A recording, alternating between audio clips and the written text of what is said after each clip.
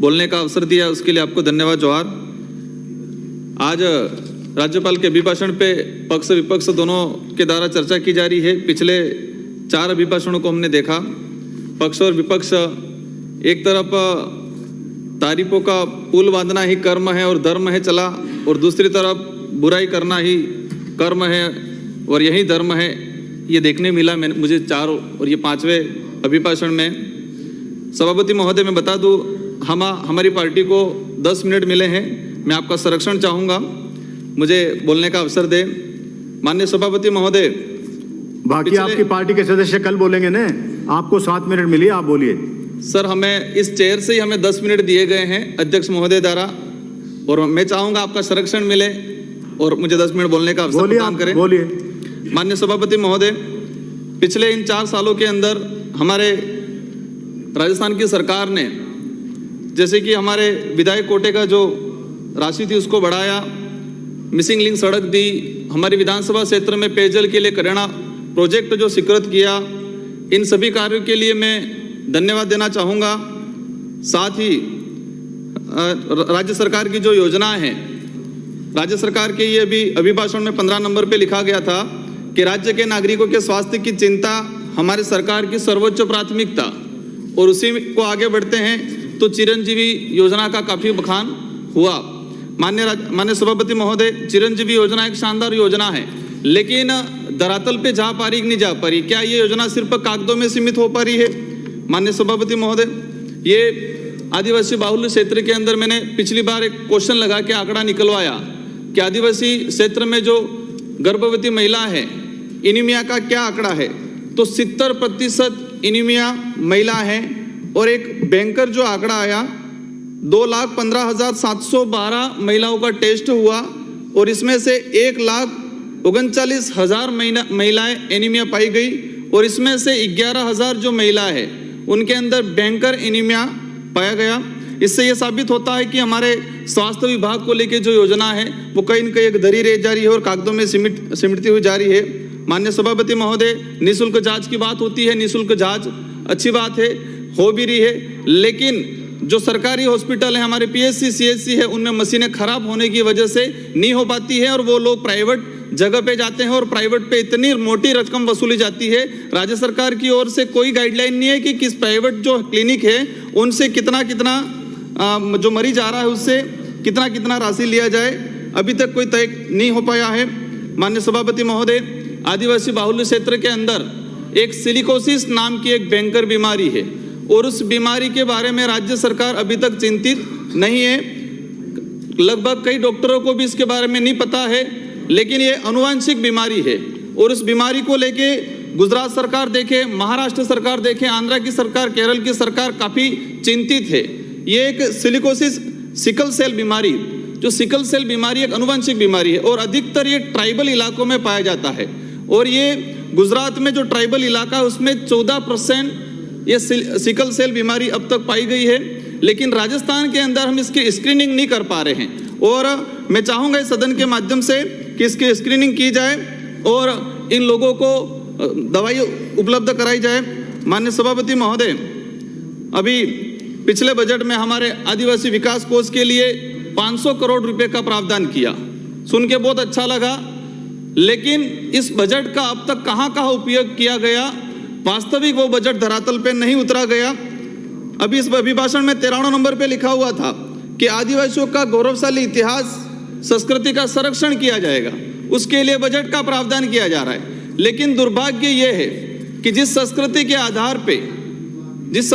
आधार पे हमारे लोगों को जो सर्टिफिकेट मिला है, और उस सर्टिफिकेट के आधार पे हम लोग चुनाव जीत के यहाँ पर आते हैं। माननीय सभापति महोदय, आज मैं विधायक बना हूँ तो मेरे क्षेत्र की जनता ने मुझे मत दिया, और जब मैंने आवेदन किया तो मैंने सर्टिफिकेट लगाया आदिवासी होने का, उस क्षेत्र का नागरिक होने का सर्टिफिकेट लगाया, तो मैं वहाँ पर मेरा नामांकन पास हुआ।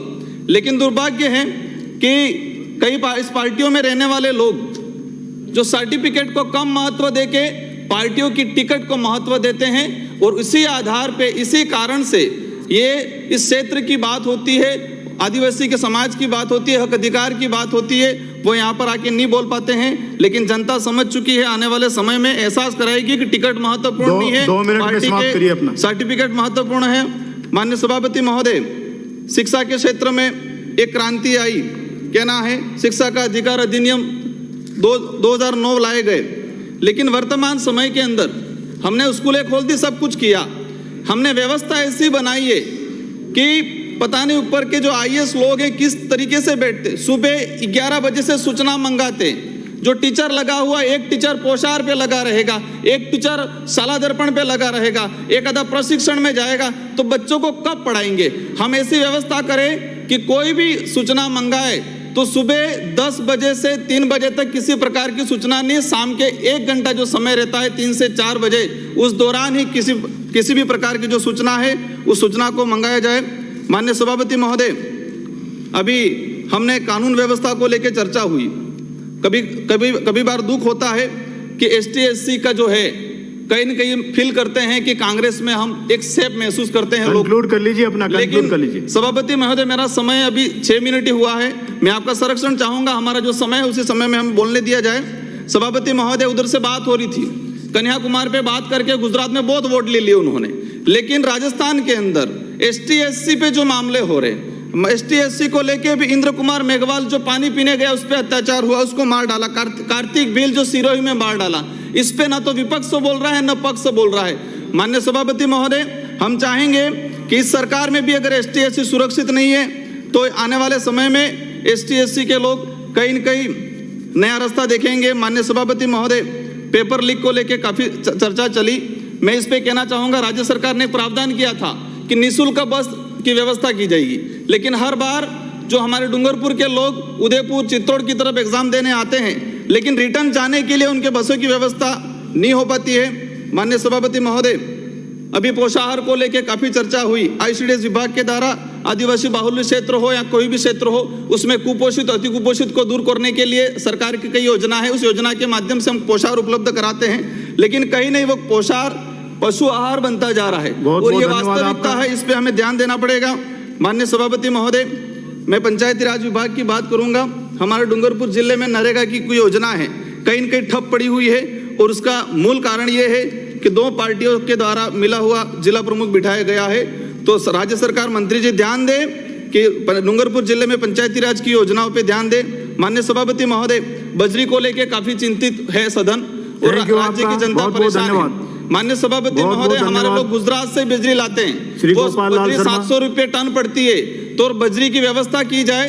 वैसे तस्करी हो ही रही है, जैसे गुजरात में ब्लैक मनी तैयार करने के लिए शराब पे प्रतिबंध लगाया, लेकिन आज भी शराब दबा के चल रहा है, वो ब्लैक मनी तैयार हो रही है। तो राजस्थान के अंदर भी बजरी पे प्रतिबंध लगा रखा है और दूसरी ओर एक ब्लैक मनी तैयार हो रही है। तो हम चाहेंगे जो वास्तविक जरूरत है, बहुत बहुत धन्यवाद आपका, थैंक यू, बजरी की व्यवस्था कराई जाए। माननीय सभापति महोदय, मैं लास्ट 1 मिनट, मेरे विधानसभा की कुछ डिमांड है।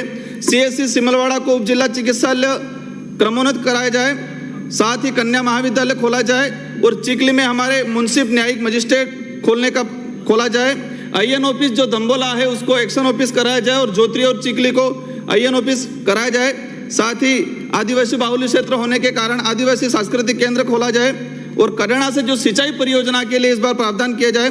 साथ ही हमारे क्षेत्र में संत सुरमाल महाराज के अनुयायी लोग हैं ज्यादा, तो हम चाहेंगे संत सुरमाल महाराज की भक्ति के संरक्षण के लिए केंद्र बने और साथ ही पेनोरमा विकसित किया जाए। सभापति महोदय, आपको धन्यवाद।